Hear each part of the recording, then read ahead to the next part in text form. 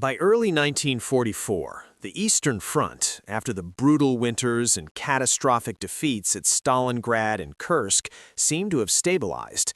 The German High Command, still reeling from those wounds, nevertheless clung to a desperate illusion of superiority. They believed the Red Army was exhausted, bled dry, and incapable of mounting any large-scale offensive, especially in the swampy, heavily forested terrain of Belarus. Generals like Ernst Busch, commanding Army Group Center, confidently assured Berlin that his lines were impregnable, fortified by years of experience and reinforced with battle-hardened troops. They scoffed at minor Soviet skirmishes, dismissing them as peasant probes or local irritations. This was the quiet before the storm, a deadly lull born of profound arrogance, as the Wehrmacht believed they had finally broken the spirit of a nation they continually underestimated. The German defenses in Belarus were indeed formidable, a labyrinth of bunkers, trenches, and minefields stretching for hundreds of kilometers.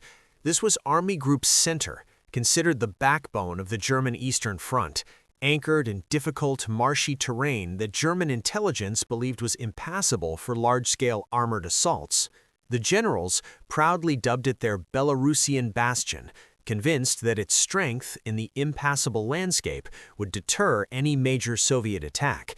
They believed any offensive would surely come further south, where the terrain favored tank warfare.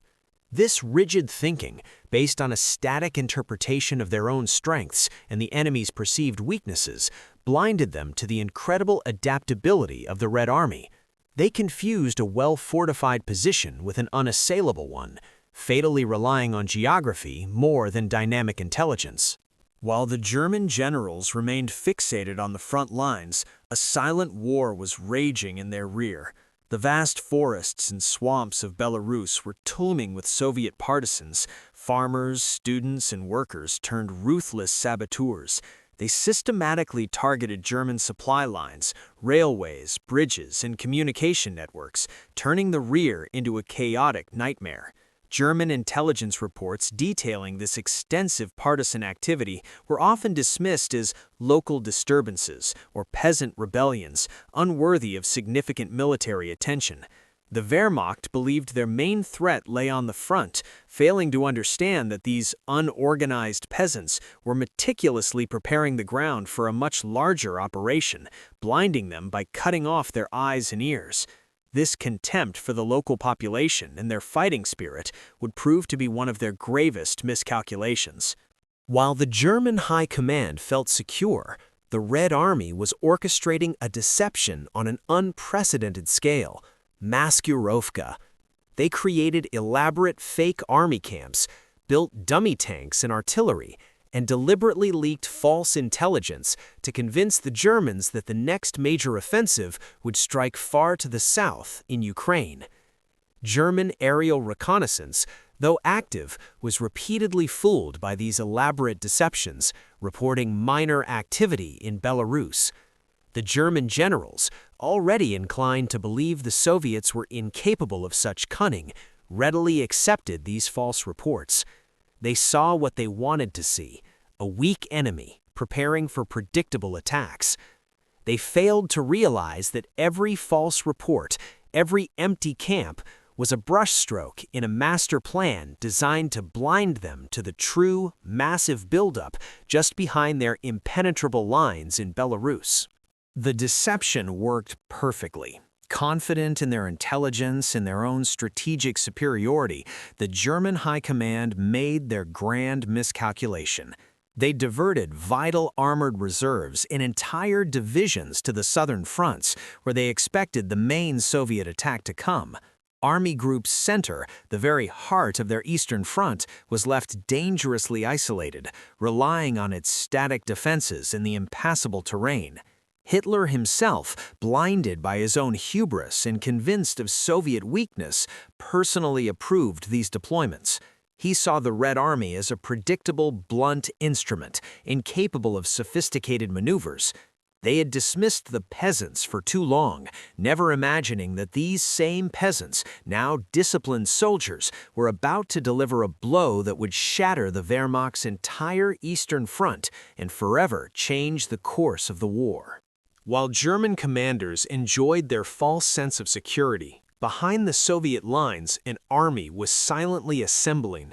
Under the cover of darkness in the thick Belarusian forests, over 2 million Soviet soldiers, thousands of tanks, and countless artillery pieces moved into position. They marched on foot, drove with covered headlights, and camouflaged every vehicle, maintaining absolute radio silence. Marshal Zhukov and other Soviet commanders meticulously planned every detail, exploiting every weakness in the German lines, including the seemingly impassable swamps.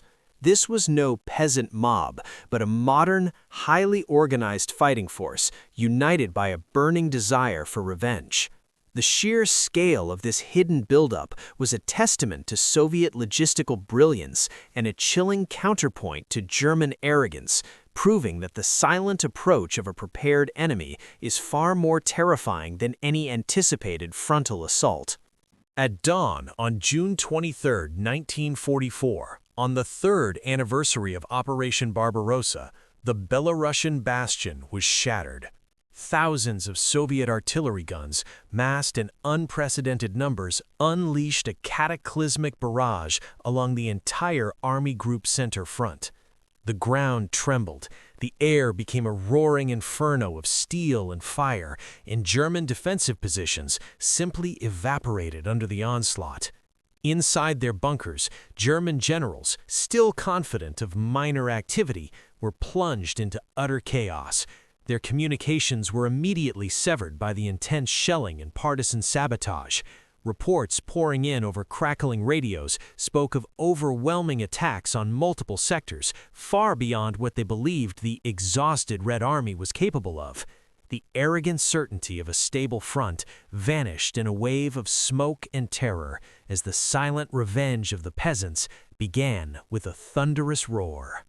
The artillery barrage was immediately followed by the main assault.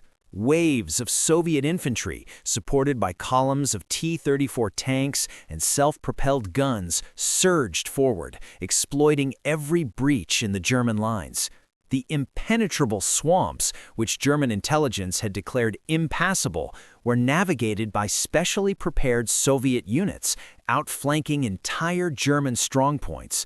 The German generals, still struggling to comprehend the scale of the attack, watched in horror as Soviet arrows on their maps bypassed their fixed defenses and rapidly encircled their divisions. Their rigid defensive doctrine, designed to stop a head-on assault, crumbled against the fluid, multi-pronged Soviet offensive. The peasants were demonstrating a level of tactical sophistication and overwhelming force that defied every arrogant assumption the Wehrmacht had held for years. Army Group Center, once the proud backbone of the Eastern Front, dissolved into a chaotic, desperate rout. Entire German divisions were encircled and annihilated in a matter of days, trapped in vast kessels from which there was no escape. The German generals, who had confidently declared their positions impregnable, now watched their army disintegrate into isolated pockets of resistance. Their rigid command structure, designed for offensive operations, crumbled under the weight of a defeat they had never anticipated. The Belorussian Bastion was not just breached, it was obliterated. This wasn't merely a tactical defeat, it was a psychological catastrophe, a profound blow to the Wehrmacht's image of invincibility, and a brutal testament to the cost of underestimating an enemy deemed primitive. The news of the disaster in Belarus sent shockwaves through the German high command. Hitler, in a fit of rage, refused to accept the reality of the situation, demanding impossible stands and delusional counterattacks. General Feldmarschall Ernst Busch, along with many other high-ranking officers, was summarily dismissed, made a scapegoat for a catastrophe that Hitler himself had largely engineered through his unwavering arrogance. This scene depicts the bitter reckoning in Berlin, where the illusion of victory shattered, replaced by the grim reality of total war. The generals, who had for so long dismissed the Soviets as peasants, now faced the crushing truth. These peasants had just delivered the single greatest defeat in German military history, wiping out 25 German divisions in less than 2 weeks. To underscore the magnitude of their victory, the Soviets staged a humiliating parade of German prisoners through the streets of Moscow.